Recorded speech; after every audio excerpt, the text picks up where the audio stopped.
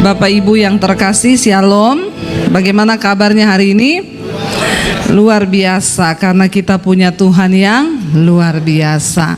Iya Bapak Ibu, ya kita percaya bahwa selama kita ada di dunia ini memang kita semua harus berperang menghadapi pergumulan dan juga persoalan di dalam hidup. Namun kita percaya juga Dia Tuhan yang bertanggung jawab atas hidup kita. Mari kita langsung saja baca bersama Ulangan pasal 31.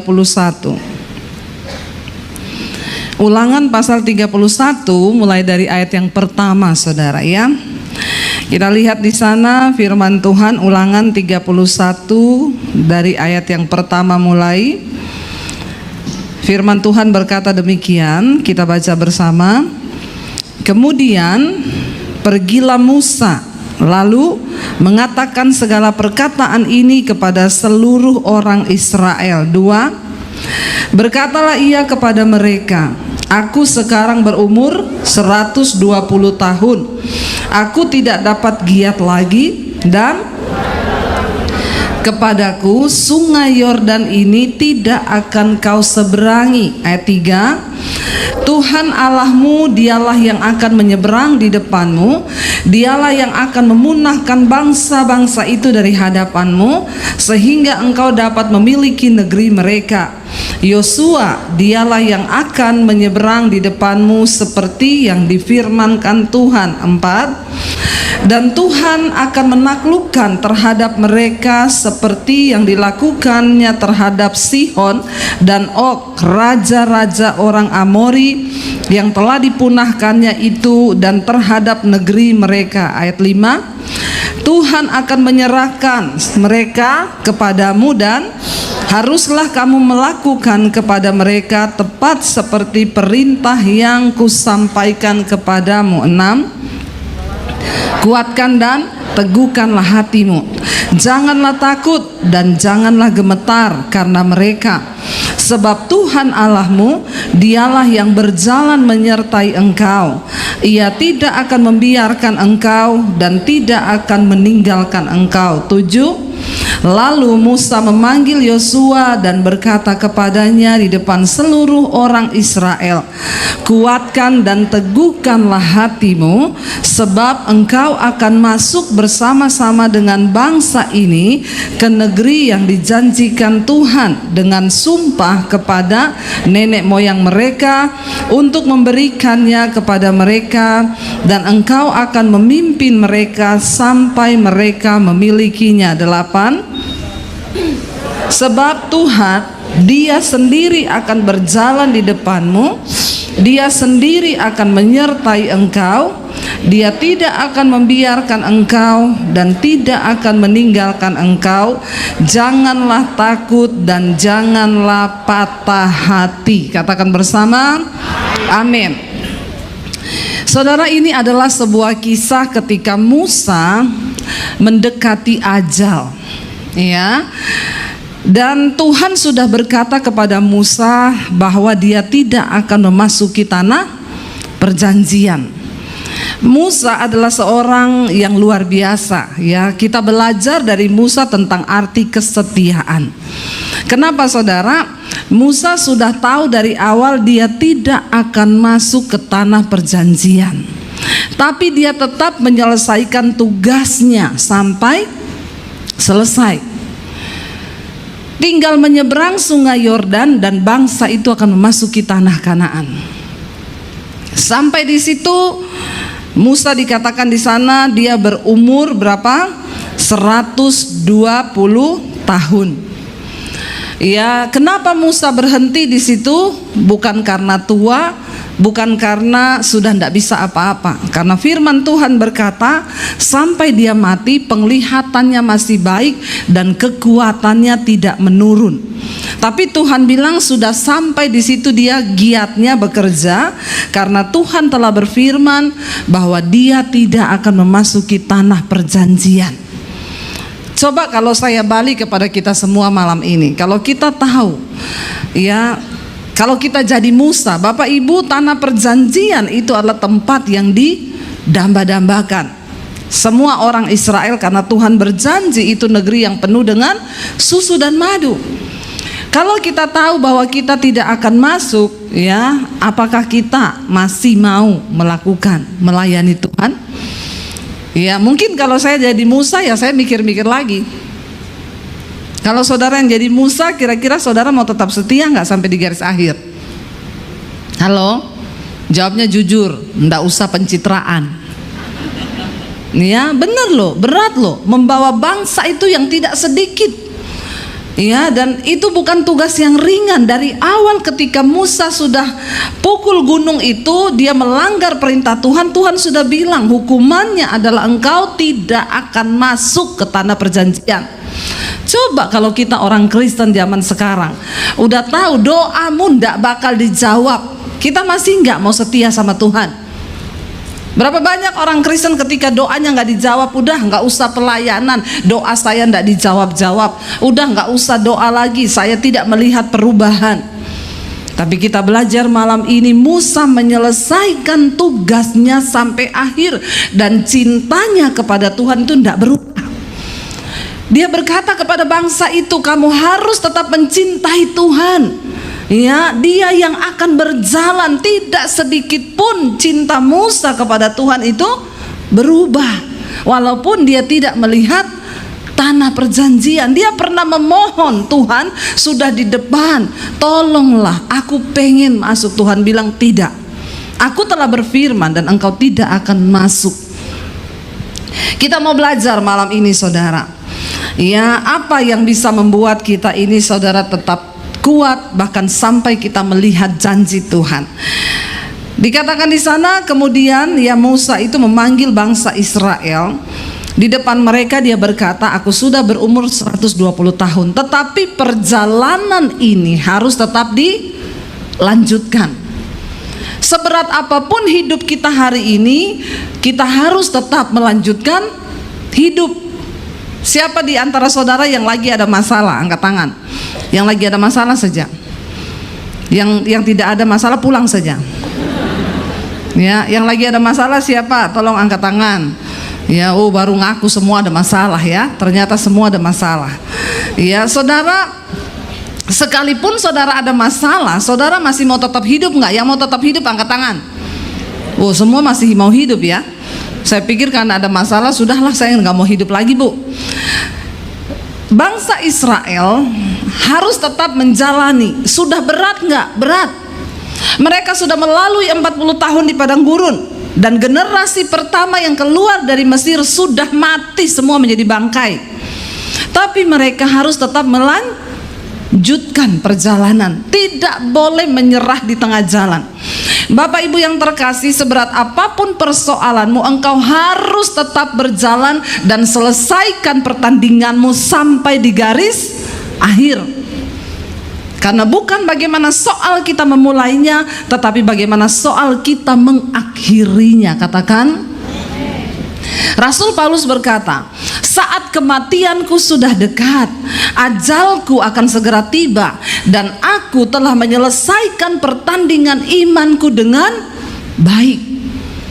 Ini ayat sering dipakai, ditulis di kubur-kubur dan batu nisan. Aku telah mengakhiri pertandingan iman dengan baik, dan aku telah memelihara imanku. Yang tulis orang yang hidup atau yang mati? Padahal belum tentu yang mati itu menyelesaikan pertandingannya dengan baik. Iya apa ya? Jadi kalau mau tulis di batu nisan, hati-hati, dipikir dulu, jangan main comot ayat. Amin. Tapi saya berdoa semua kita yang hadir malam ini nanti patut ditulis tulisan itu di batu nisan kita. Amin. Berarti udah pengen mati semua. Ya. Ayo kita pastikan kita mengakhiri pertandingan iman kita dengan baik, sehingga kita bisa berpesan, kalau aku mati, tolong tulis di batu nisanku ayat ini, bahwa aku telah mengakhiri pertandingan iman dengan baik dan mencapai garis akhir.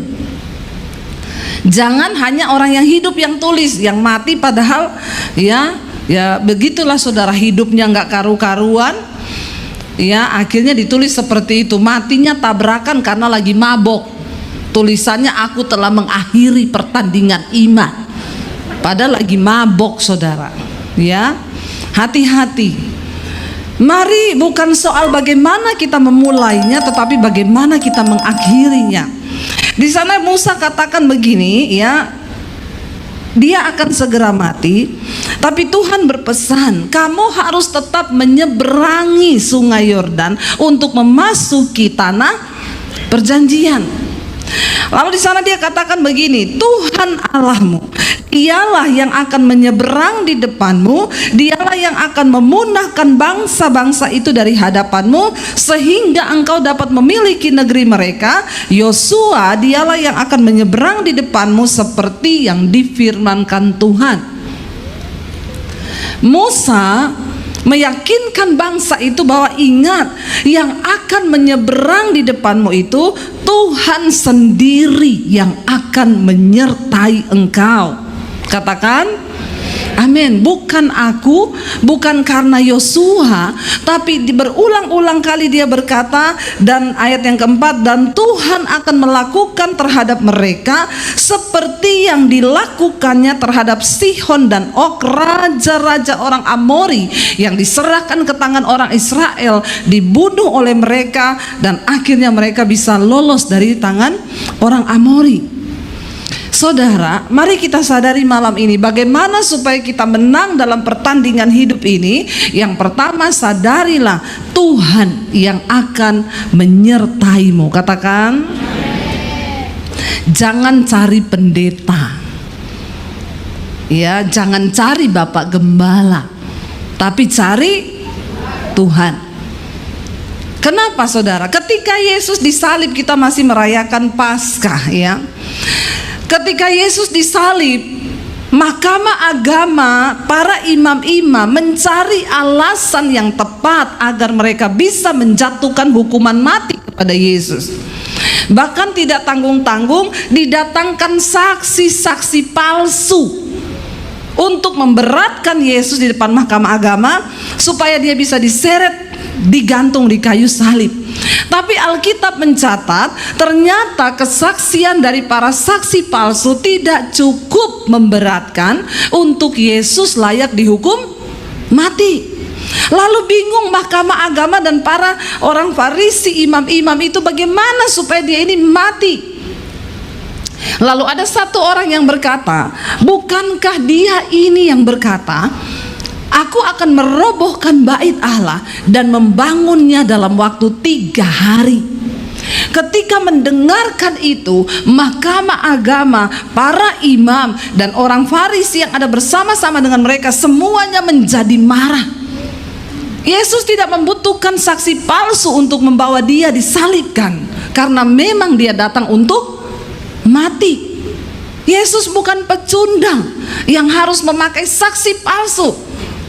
Dia harus datang untuk mati dengan sebuah alasan yang tepat.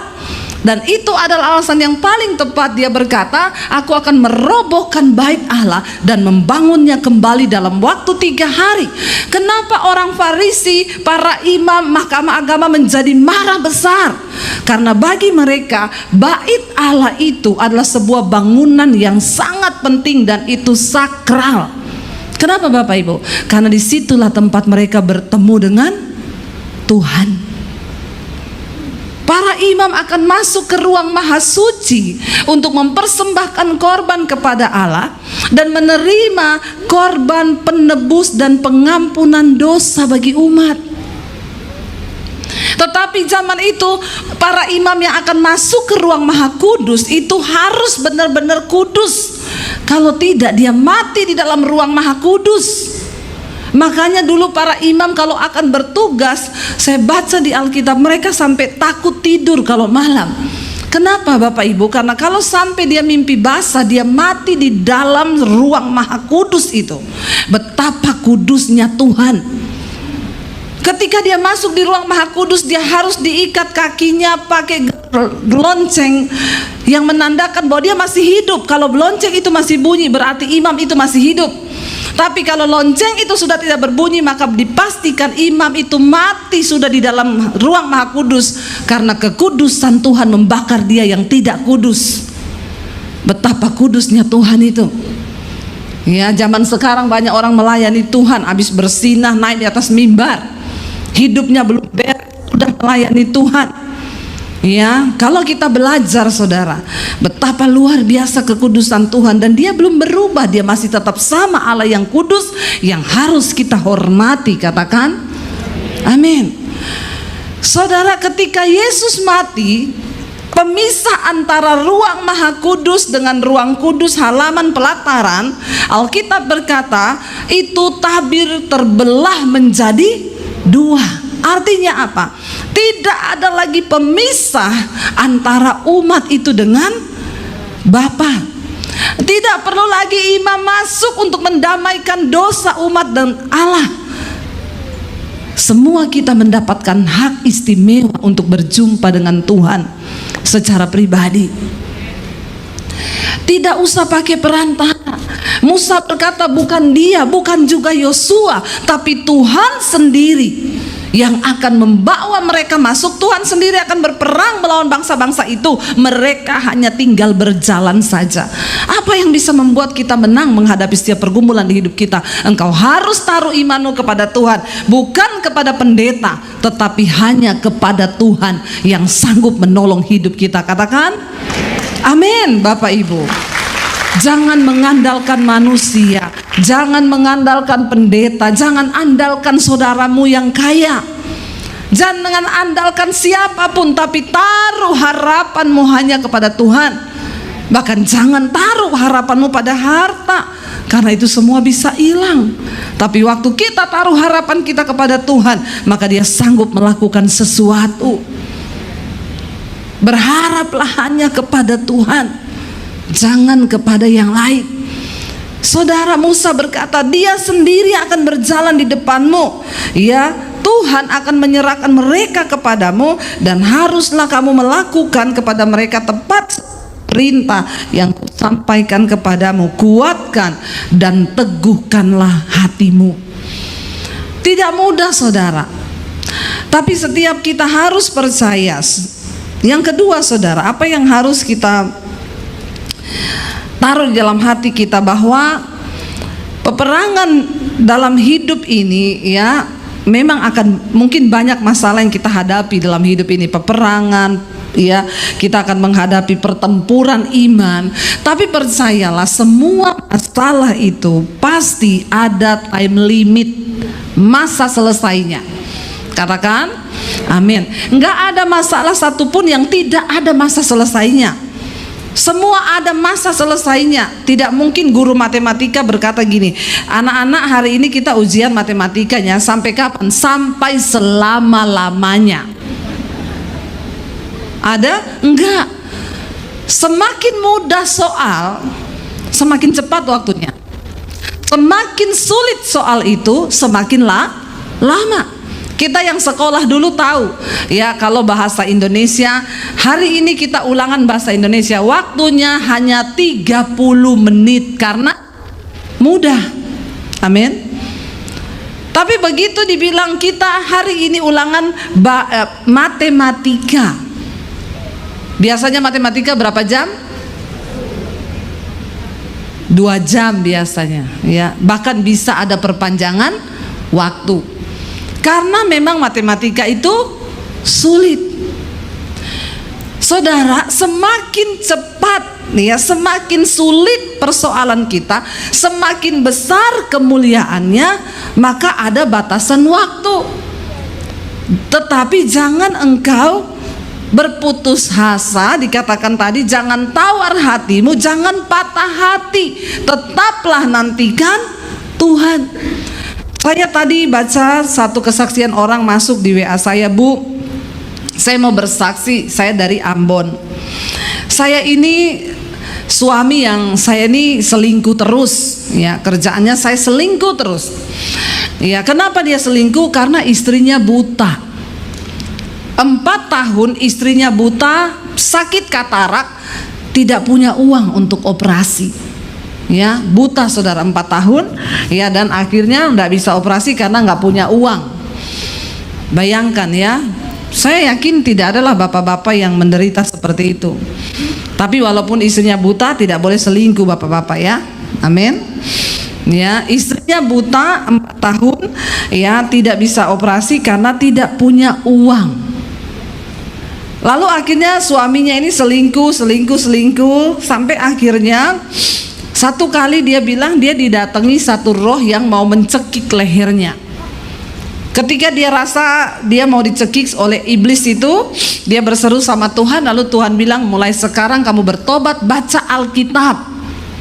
Lalu dia mulai baca Alkitab dan dia mulai lihat YouTube, saudara. Lalu dia berkata, saya temukan channel Ibu Mesbah Doa. Lalu saya mulai mendengarkan khotbah-khotbah Ibu. Saya dituntun untuk bertobat. Semakin saya mencoba untuk bertobat, tantangannya itu semakin berat. Saya tergoda untuk selingkuh terus, tapi saya harus melawan itu.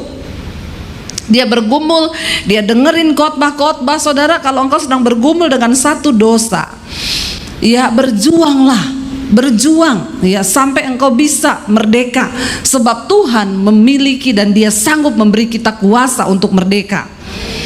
Dia berjuang, dia dengerin khotbah-khotbah saya, saudara, dia dengerin firman Tuhan, Tuhan beri dia kekuatan, akhirnya dia bertobat.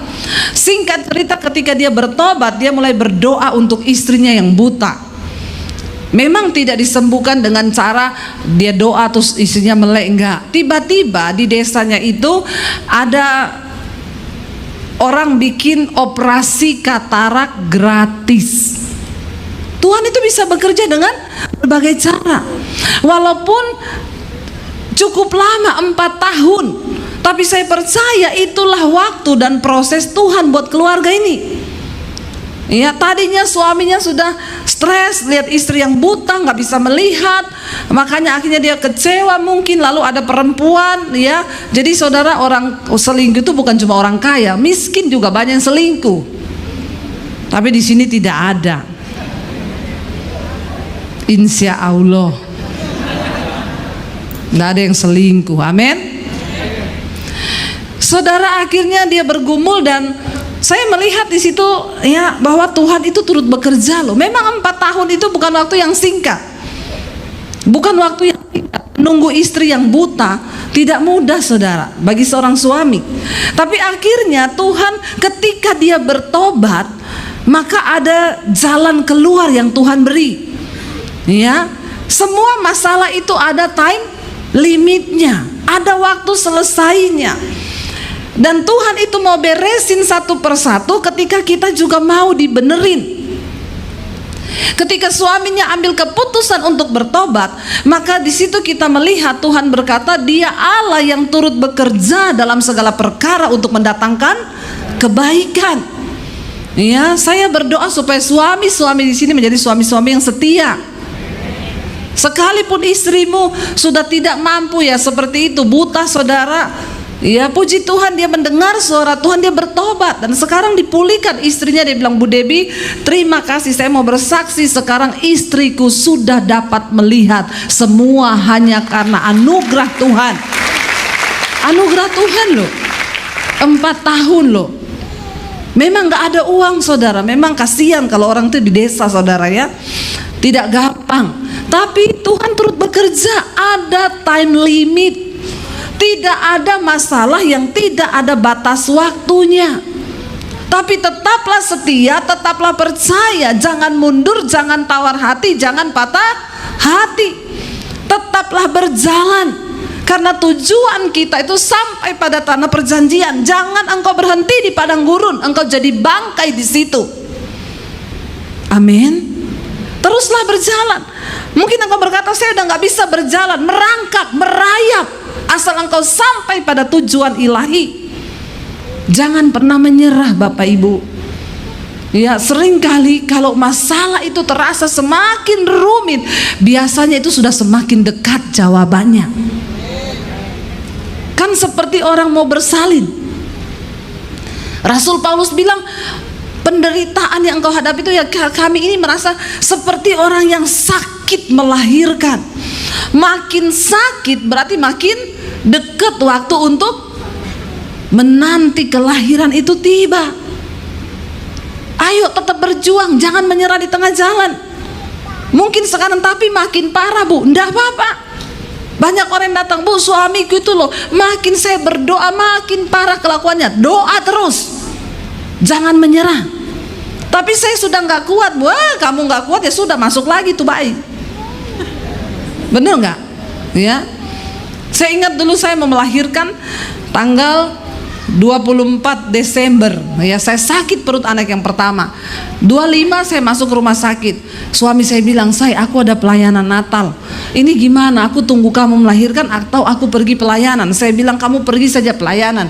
Lah nanti kalau dia lahir, dia enggak tanya, papi mana? Terus waktu kamu ndak ada dia masuk lagi gitu? Enggak, saya bilang. Kalau dia lahir kamu ndak ada pun tetap lahir dia. Amin. Nggak apa-apa, saya bilang pergi aja pelayanan. Ya saudara, jangan pernah menyerah. Semakin sakit, semakin dekat waktunya. Tunggu dan bersukacitalah. Kenapa? Responmu itu menentukan cepat atau lambat masalah itu dijawab. Kalau engkau berespon dengan benar, ya maka masalah itu akan segera Tuhan jawab. Tapi kalau engkau berespon tidak benar, jalanmu akan terputar lebih lama lagi di padang gurun. Karena itu percayalah bahwa setiap masalah itu ada time limitnya. Bilang kanan kirimu, masalahmu ada time limitnya. Ya, ada time limitnya. Ya, tidak selamanya. Tetaplah percaya, jangan menyerah. Bahwa Tuhan itu sanggup. Kuatkan hatimu dikatakan. Yang ketiga saudara, ya percaya bahwa semua itu tergantung kepada iman. Imanmu itu sampai di mana? Ketika Musa membawa bangsa Israel keluar dari Mesir, yang ada di depan mereka itu adalah laut. Ya, lalu Musa bertanya, Tuhan, di depan laut, di belakang itu tentara Firaun. Apa yang harus dilakukan? Tuhan berkata, arahkan tongkatmu ke laut. Dan laut itu tiba-tiba terbelah dua menjadi jalan. Ketika mereka keluar dari Mesir, mereka belum cukup iman. Jadi Tuhan harus membelah laut menjadi jalan. Tapi ketika mereka sudah sampai di perbatasan sungai Yordan, sudah melewati 40 tahun di padang gurun, mereka sudah mengalami banyak mujizat, melihat pertolongan Tuhan, iman mereka sudah mulai bertumbuh. Sekarang mereka harus menyeberangi sungai Yordan. Tuhan memberi metode yang berbeda. Tuhan gak ngomong gini, Yosua, kamu arahkan tongkat atau kamu katakan kepada sungai Yordan terbelah. No. Ketika arus sungai Yordan itu sedang mengalir dengan deras, Tuhan bilang apa? Turun ke sungai itu. Mereka nggak protes, loh Tuhan, airnya nggak terbelah loh. Dulu kan Musa terbelah. Air sungai Yordan mengalir dengan deras. Tuhan bilang, para imam yang mengangkat tabut Allah, engkau turun duluan ke sungai Yordan itu. Mereka tidak membantah, itu arusnya deras. Metode Tuhan itu berubah sesuai dengan iman. Seringkali Tuhan gak bikin mujizat di depan. Seringkali ada sesuatu yang sulit di depan dan dia suruh terus engkau berjalan. Kenapa saudara? Ketika engkau melangkah dengan iman, baru mujizat itu terjadi. Mereka nggak protes, Tuhan dulu Musa dibelah loh, sekarang airnya deras kita suruh turun. Akhirnya para imam pemegang tabut itu turun satu-satu. Waktu mereka turun, kaki mereka masuk ke dalam air. Dua orang turun, mulai sampai selutut, sampai ke dengkul, mulai sampai ke sini, sampai gini kok nggak terbelah-belah. Ketika mereka empat-empatnya turun ke dalam air yang cukup dalam itu, Alkitab berkata terdengar derau air di sana itu berhenti. Tuhan menahan air yang mengalir dari hilir itu berhenti di tengah-tengah, dan yang dari sini terputus, nggak ada aliran. Mereka bisa berjalan di sungai Yordan yang kering dan tidak ada airnya. Katakan bersama, amin. Seringkali saudara terlihat sangat sulit di depan kita. Seringkali terlihat seolah tidak ada mujizat, tapi Tuhan sedang menguji imanmu. Dia bekerja dengan takaran yang sesuai dengan iman kita. Percayalah, semakin iman kita dewasa, rasanya persoalan itu akan semakin berat di hidup kita. Tapi Allah itu setia dan adil. Dia tidak pernah membiarkan engkau dicobai melampaui batas kekuatanmu. Katakan amin. Saya ini mengikut Yesus, masalah demi masalah, sungai, laut yang saya harus seberangi. Tapi cukup semua kisah di dalam Alkitab membuat iman saya tetap teguh kepada Tuhan. Bahkan di tengah kami mengalami situasi yang sulit, pandemi datang, tidak punya apa-apa, kami berpikir mau jual rumah. Saya cuma berkata, engkau baik Tuhan, engkau baik. Sekalipun rumah ini saya jual, engkau tetap baik Tuhan. Iblis ngomong, kenapa kamu bilang baik? Rumah yang tadinya ada sekarang mau dijual. Saya bilang, iblis, dulu kita nggak bisa jual apa-apa, sekarang ada yang bisa dijual. Tuhan itu baik. Jangan pernah beri alasan kepada iblis untuk dia bekerja sama dalam pikiranmu menuduh Tuhan itu tidak baik. Tetapkan dalam hati dan imanmu, Tuhan itu baik, dan dia dapat melakukan segala cara yang di luar akal logika manusia. Kalau saya melihat hari ini hidup kami, bagaimana Tuhan melakukan perkara yang dahsyat, saya itu cuma bisa bilang, Tuhan, engkau wow, engkau dahsyat Tuhan. Dan kenapa Tuhan mau saudara kita mengalami hal-hal yang sulit? Supaya hidupmu menjadi kesaksian bagi banyak orang. Supaya saya tidak menjadi pendeta yang cuma katanya. Banyak pendeta bisa ngomong tapi hanya katanya, dan firman itu tidak menjadi hidup bagi jemaat. Dia tidak mengalami. Ya, kita ketika berkata, saudara, ketika engkau tidak punya uang, mampukah engkau bersyukur? Apakah saudara pernah mengalami? Kalau saya ngomong begitu, saya tidak pernah mengalaminya, maka saya ini cuma pendeta katanya, kayak orang buta nyanyi, pelangi-pelangi alangkah indahmu, katanya, merah kuning hijau, katanya, di langit yang biru, katanya, karena dia tidak pernah melihat. Jangan jadi orang Kristen yang tidak pernah punya pengalaman pribadi dengan Tuhan, karena imanmu akan lemah.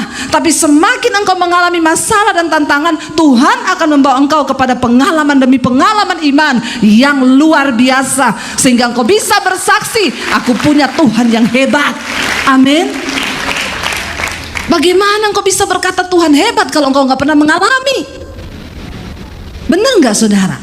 Saya sering dengar jemaat saudara, kalau dengar ada pendeta ngomong, saudara, engkau pasti kuat walaupun engkau tidak punya uang.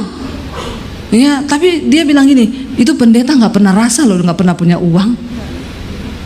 Loh, kita harus mengalami Tuhan.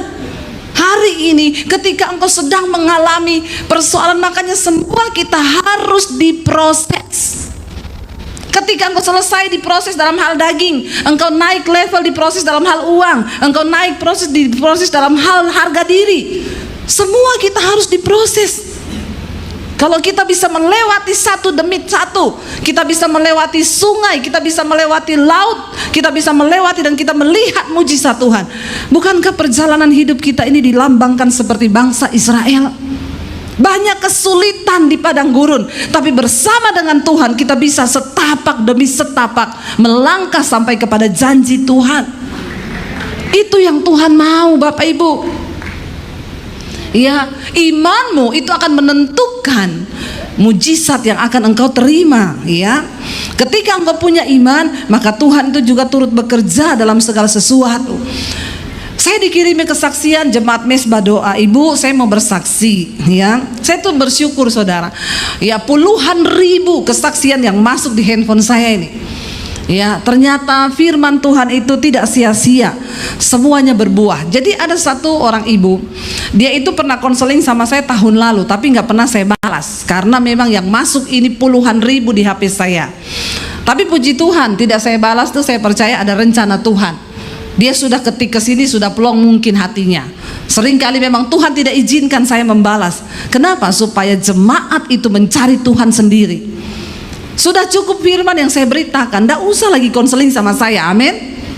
Jangan berat-beratkan lagi hidup saya. Saya ini siaran pagi siang malam, pagi siang malam, mau kemanapun, di hotel saya syuting, masih lagi mau konseling sama saya. Konselingnya masalahnya itu saja. Sebenarnya sudah ada jawabannya di firman Tuhan. Amin apa amin? Tapi jemaat itu alay lebay. Ya, sukanya konseling. Ya, baca aja itu firman. Ya, apalagi marah, ibu ndak balas-balas WA saya, pendeta macam apa? Pret. Ya, makanya saya tidak cocok jadi gembala, saudara. Ya, menghadapi ini jemaat umat Tuhan yang manjanya setengah mati, maunya dirawat, maunya digini. Kenapa ndak dibalas? Kenapa ndak diangkat teleponnya? Ya, ada lagi, ibu tolong dijelaskan. Tuh, kita ini nggak boleh begini, ayatnya di mana? Saya dalam hati saya ini jemaat ya, minta ampun ya, kalau ditanggapi satu-satu, sudah kita nggak jadi pelayanan, nanggapi jemaat tiap hari. Saya selalu bilang, dengerin khotbah saya. Lalu ibu itu, dia WA saya itu sudah dari tahun lalu. Dia bilang gini, ibu, saya itu dengan suami kami bersyukur kami mengalami pertobatan. Sejak kami mendengarkan khotbah ibu, ya kami dijamah Tuhan, hidup kami berubah dan kami mengalami Tuhan secara pribadi, dia bilang. Jadi suami saya ini begini bu, dulu dia itu bekerja sebagai pimpro, ya pimpinan proyek di perusahaan. Setiap kali ada proyek suami saya diangkat sebagai pimpro.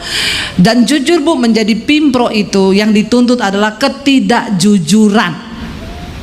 Kita mau jujur tidak boleh sama bos. Kamu harus bikin laporan palsu, bikin pengeluaran palsu, bikin ini palsu. Dan selama ini suamiku menikmati karena dia dapat bayaran besar. Tapi ketika kami bertumbuh mendengarkan khotbah yang ibu sampaikan, kami tahu yang Tuhan tuntut dari hidup kami adalah kekudusan dan kebenaran. Lalu akhirnya suami saya hatinya mulai berubah. Dia bilang kepada istrinya, aduh kita ini melakukan tidak benar loh. Jadi bagaimana ini? Sebentar lagi ini ada proyek dan saya pasti ditunjuk lagi sebagai pimpro. Lalu ketika dia dipanggil sama bosnya, benar dia ditunjuk sebagai pimpro. Dia bilang, bos, saya minta maaf. Kenapa? Saya tidak mau jadi pimpro lagi. Loh kenapa? Kamu tuh bodoh ya. Semua orang tuh pengen loh jadi pimpro. Tapi saya ndak pengen bos. Kenapa? Aku ndak mau berdosa. Bosnya tertawa. Kamu itu masih hidup di dunia. Hidup di dunia ndak mau berdosa. Tapi saya sudah mengenal kebenaran. Tapi ndak apa-apa. Karena Alkitab juga berkata, anak buah harus tunduk kepada atasan. Oh, pakai firman loh. Ya kamu juga kan tahu firman. Alkitab bilang kan, ya karyawan itu tunduk kepada bos. Dia bilang, tapi saya tidak bisa membohongi hati nurani saya. Loh kamu dapat bayaran loh. Dan ternyata tahun lalu itu istrinya itu ada WA saya, Bu Debbie, apa yang harus kami lakukan? Karena di satu sisi bu, kami kehilangan uang. Anak-anak kami harus sekolah. Tapi di sisi lain, hati nurani kami itu sudah tidak bisa lagi melakukan dosa. Bapak Ibu, ketika engkau bertumbuh, rohanimu itu hidup. Dan ketika rohmu hidup, Tuhan berbicara lewat rohmu. Firman berbicara dalam rohmu. Tidak perlu pendeta harus ngomong, tapi Tuhan yang akan menuntun. Lalu mereka berdua bersepakat, tidak, kita harus bersikap, ambil sikap untuk tetap hidup dalam kebenaran. Kita sama-sama berdoa dan akhirnya mereka tetap menolak. Dipaksa sama bosnya, dia tidak mau. Dan dia siap untuk kehilangan pekerjaan. Saudara, udah 1 tahun kemudian baru saya baca tadi. Dia bilang, saya bersyukur ibu tidak jawab WA saya. Sekarang saya cuma mau kesaksian Ibu Debbie. Ya masih ada chattingannya tahun lalu itu belum kehapus. Saya baca. Kami mau kesaksian, puji Tuhan bu, Tuhan itu ada dan dia hidup dan dia tidak pernah meninggalkan orang-orang yang mau hidup benar. Puji Tuhan akhirnya suami saya berhasil menolak sebagai pimpro karena dia tidak mau berdosa. Dan hatinya damai sejahtera bu. Tapi puji Tuhannya lagi bu, sekarang suami saya malah jadi staf. Dan dia bisa terbebas dari dosa itu Dia tidak disuruh bikin markup palsu, laporan palsu. Dan kami hidup memang tidak dapat tunjangan dari Pimpro yang lebih besar dulu, tapi damai sejahtera kami tidak dapat dibeli dengan uang. Dan Tuhan ajaib, Dia mencukupi segala kebutuhan kami, dan kami hidup dalam damai sejahtera. Bapak Ibu, ya, kita lihat di sini bahwa ya, lakukan sesuatu ketika engkau sedang ada dalam tantangan. Seringkali tantangan yang terjadi itu Tuhan izinkan untuk melihat sikap hati kita. Apakah kita mau sungguh-sungguh tetap dalam kebenaran, atau kita tergiur dengan hal-hal yang berbau dosa? Kita tidak akan pernah melihat campur tangan Tuhan dalam hidup kita. Mungkin ada orang yang kelihatannya sukses, dia diberkati, tidak pernah kekurangan. Bukan diberkati, ya kaya, karena diberkati dan kaya itu beda. Ada orang kaya tapi itu bukan berkat Tuhan, karena setan bisa beri kekayaan. Tapi berkat yang dari Tuhan itu ada damai sejahtera. Ya, dan tujuan Tuhan adalah membawa kita, memindahkan bangsa Israel itu dari Mesir, tempat perjanjian, masuk ke tempat perbudakan, masuk ke tanah perjanjian, di mana mereka bisa menikmati damai sejahtera yang dari Tuhan. Di Mesir mereka tidak kekurangan apapun. Di Mesir mereka makan daging enak. Makanya ketika di padang gurun mereka marah-marah, "Kenapa Musa engkau bawa kami ke sini? Lebih baik kami di Mesir, di sana kami makan daging, kami makan apa, puas semuanya, walaupun kami diperbudak." Tuhan tidak mau saudara engkau cuma menjadi kaya, tapi Tuhan mau engkau diberkati. Kenapa? Karena kaya saja belum tentu diberkati. Kaya saja tidak mampu membawa damai sejahtera. Tapi orang yang diberkati karena dia hidup dalam kebenaran, hidupmu disertai damai sejahtera. Dan itulah hal kerajaan sorga. Tuhan mau kita hidup dalam sorga, walaupun kita masih di bumi. Ada kebenaran, damai sejahtera, dan sukacita yang dari Tuhan. Katakan amin. Ya, jangan tertipu dengan dunia ini. Ya, mari kita sama-sama mau berubah, tanya pada Tuhan apa yang Tuhan mau bentuk, apa yang Tuhan mau rubah dari hidup kami. Dan yang terakhir saudara, jangan engkau biarkan keteganganmu, persoalanmu itu berubah menjadi ketakutan. Masalah tetap masalah, tapi ketakutan itu kita yang undang. Masalah itu semua orang akan alami, tapi responmu engkau menjadikan itu sebagai ketakutan atau intimidasi, itu adalah pilihanmu. Makin stres kita, Alkitab berkata dengan kekhawatiranmu, dengan ketakutanmu, engkau tidak bisa mengubah apapun di hidupmu. Jadi daripada saudara khawatir, lebih baik belajar percaya, bernyanyi, dan teguhkan imanmu kepada Tuhan. Amin. Sama-sama kan? Kita mau marah-marah, kita mau khawatir, kita mau takut, sama aja kan? Tidak ada yang berubah kan? Tapi ketika kita mulai belajar percaya, nyanyikan pujian, naikkan penyembahanmu, justru Tuhan sanggup bekerja. Makanya Musa berkata, jangan takut ya, berulang kali kuatkan dan teguhlah hatimu, jangan takut dan gemetar. Siapa yang bisa menguatkan hati kita? Tidak ada orang lain, dirimu sendiri. Katakan, aku harus menguatkan hatiku. Kita nggak bisa saudara minta sama orang untuk kuatkan hati. Iman kita dengan Tuhan, sikap hatimu dengan Tuhan, itulah. Makanya ayat ini berkata, teguhkanlah hatimu, kuatkanlah hatimu, dan jangan takut, jangan gemetar. Jangan biarkan masalahmu berubah menjadi sebuah ketakutan. Karena orang yang takut itu tidak beriman. Orang yang khawatir tidak percaya. Tapi ketika kita percaya, maka Tuhan berkata, Dia yang akan berperang. Bukan Yosua, bukan Musa, tapi Tuhan sendiri yang akan berperang.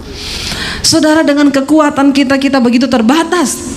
Saya mengalami di tengah masa pandemi, apa yang harus kami lakukan Tuhan? Mau jualan apa? Anak saya mau kuliah, bagaimana caranya? Saya cuma bisa angkat tangan dan berkata, aku tidak akan pernah menyalahkan Engkau Tuhan. Aku akan jalani semua yang harus aku jalani, tapi dari mulutku tidak akan pernah menuduh bahwa Tuhan itu jahat. Engkau Tuhan yang baik. Dan saudara, ketika dia melihat imanmu, Dia mengubahkan keadaan saya. Itu hanya semudah Dia berfirman, semudah membalikkan telapak tangan. Itu Tuhan kita. Itu Tuhan kita. Saya bukan cuma bicara, saya mengalami apa yang Tuhan janjikan. Di tengah ketidakberdayaan, di tengah sesuatu yang sudah rasanya tidak ada jalan, saya memilih meneguhkan hati untuk percaya pada firman. Setiap hari saya berusaha nyanyi, saya berusaha teguhkan hati saya. Di tengah badai, di tengah persoalan, kami tetap melayani. Jangan pernah mundur, aku tetap percaya bahwa Tuhan yang sanggup. Jangan tinggalkan iman. Di tengah pergumulan yang datang, di tengah pandemi itu, saya ingat lagu kesayangan saya, Kau kuatkan aku bertahan, Kau harapan dalam kesesakan, Kau buktikan kesetiaan-Mu Tuhan, Engkau Allah Immanuel. Iblis ngomong menghibur diri. Mana Allah Immanuel? Habis ini kau jual rumah. Saya ngomong, Kau kuatkan aku bertahan walau dengan air mata yang bercucuran. Saya bilang, aku tidak akan izinkan engkau iblis melemahkan imanku. Tuhan yang menguatkan aku dengan bercucuran air mata, saudara. Dan ketika Dia lihat imanmu teguh, tidak tergoyahkan, maka cepat atau lambat pertolongan itu akan datang. Dia Tuhan yang tidak pernah berdusta. Dia Allah yang berkata ya dan amin. Dia Tuhan yang tidak pernah berbohong. Jangan pernah engkau ragukan janji Tuhan. Dia yang berjanji engkau akan memasuki tanah itu. Apakah engkau percaya? Apakah kita mau percaya kepada Tuhan bahwa Dia Allah yang sanggup, saudara? Ketika kita percaya, maka jangan biarkan persoalan itu berubah menjadi ketakutan. Engkau berhak memilih hari ini. Apakah engkau akan jadi khawatir dan takut? Atau engkau berkata, Tuhan, aku memilih untuk tetap percaya. Malam ini saya mau minta suami saya untuk bisa ngiringi. Kita mau menyembah Tuhan, Bapak Ibu. Ya, kita percaya bahwa ya Dia Tuhan yang sanggup. Jangan biarkan keadaanmu, jangan biarkan masalahmu, jangan biarkan tekanan hidupmu ya membiarkan engkau menjadi takut, membiarkan engkau menjadi lemah. Tapi biar malam hari ini kita mau teguhkan hati dan iman kita. Kita mau berkata kepada Tuhan, kami tahu dan percaya Engkau sanggup Tuhan, Engkau mampu Tuhan. Biar kita mau berkata di hadapan Tuhan bahwa hanya Dia yang bisa mengubah segala keadaan kita, Bapak Ibu. Mari kita bangkit berdiri bersama.